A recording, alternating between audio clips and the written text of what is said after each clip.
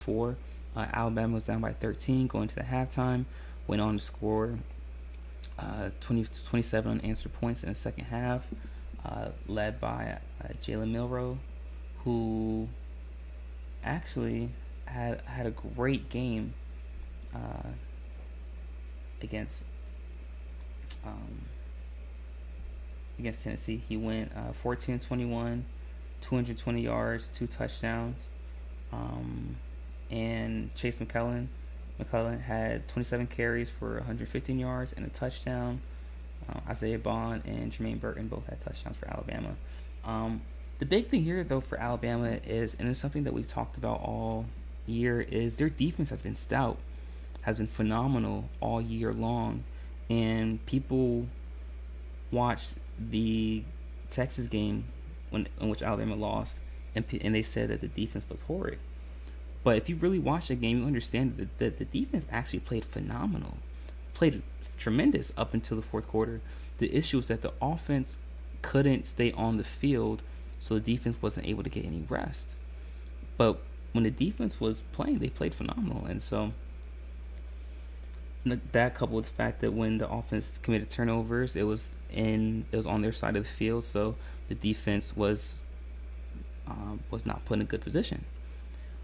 But if you watch the game, you understand that the defense for Alabama has been tremendous, and the defense for Alabama is continuing to improve. As I said before, the secondary of Alabama could be one of the best in the country.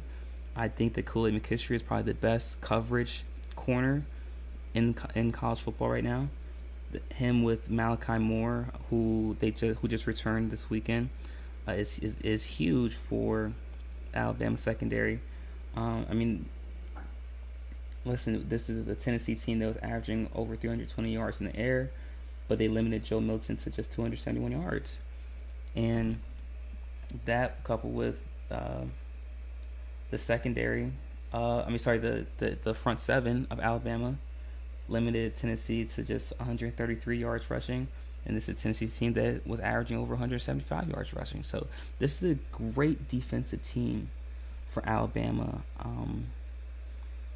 You could say that they're a bend don't break deep type of defense. I don't prescribe to that notion, though, because you normally see that more in the NFL than in college football. But I will say what Alabama does a great job of doing is generating turnovers. And one thing that made Alabama teams special in previous seasons, or at least their defense, was their ability to score off of turnovers. I'll never forget, it was the 2017 season, I'm not mistaken, that Alabama defense had like 10 touchdowns off of turnovers. And Alabama was able to score off a forced fumble in this game against Tennessee. And it just adds more cushion, and it takes less pressure off the offense of Alabama to be efficient and to be productive, even though they already are. So this is the Alabama team that is led by their defense once again, as opposed to the previous 3 or 4 years where their offense was the mainstay, the staple point. It's going back to the days of old where the defense is leading the show down in Tuscaloosa. And this is a great testament to Nick Saban's coaching pedigree. This is the first time in a couple of years where Nick Saban has actually had to coach on the sideline, and I believe that Saban is invigorated by that concept, that notion of actually getting to coach.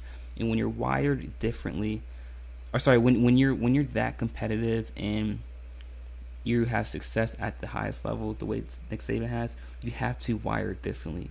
You salivate at the thought of being seen as an underdog, or being seen as a thought after. The guys that have an immense level of success at that level, they thrive in those moments, because they tell themselves, all right, I'm going to show you why I'm the best at what I do. I'm going to show you why I'm the best coach in college football. Let me do this. And I think Nick Saban is relishing in this moment right here, and it shows, because these guys have bought in, and this is the Alabama team that it appears that they have bought into the team concept of we have to do this together. You know, we're not a track star at the receiving core. We're not we're not running back you like we used to be, at least this season. So we have to develop the team concept, and that's why I always say this year's Alabama team is very akin to the 2015, 2016 Alabama team that won the national championship with Jake Coker as a starting quarterback and Derrick Henry leading the charge there at the running back position. And if we look at Alabama's schedule the rest of the way, they've got a matchup against LSU at home, which, based on the trajectory that Alabama is going and the trajectory that LSU is going, you could argue that that will be a guaranteed win for Alabama. And then after that, they got Auburn, and then it's the SEC championship game. And you know, when you get to the SEC championship game, where it will most likely be against Georgia, and at that point, it's the winner take all. Because the way the college football playoff is set up right now, and the way the committee is likely going to rank the top four, even if Georgia goes undefeated, getting all into the SEC championship game, and they lose to Alabama, I don't think there's a way you can get two SEC teams to have one loss in the college football playoff this year, because you could very well have an undefeated Big 12 champ, an undefeated ACC champ, and an undefeated Pac-12 champ. So,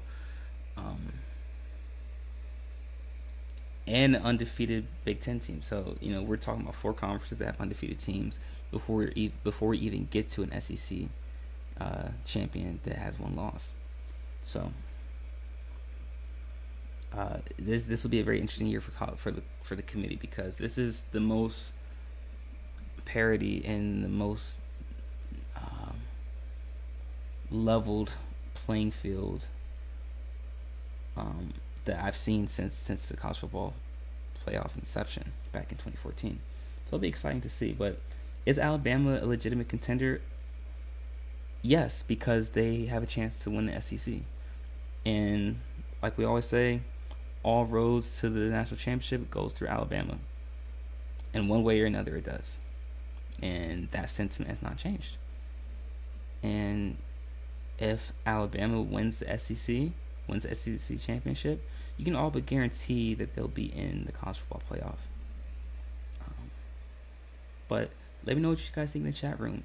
Is Alabama legitimate contenders to not only make the college football playoff, but win the national championship? Love to hear all about it. Let me know what you guys think. But in our next segment, guys, we are going to be discussing the matchup between Penn State and Ohio State. So be sure to stick around for that, guys. You're not going to miss it. We'll be right back.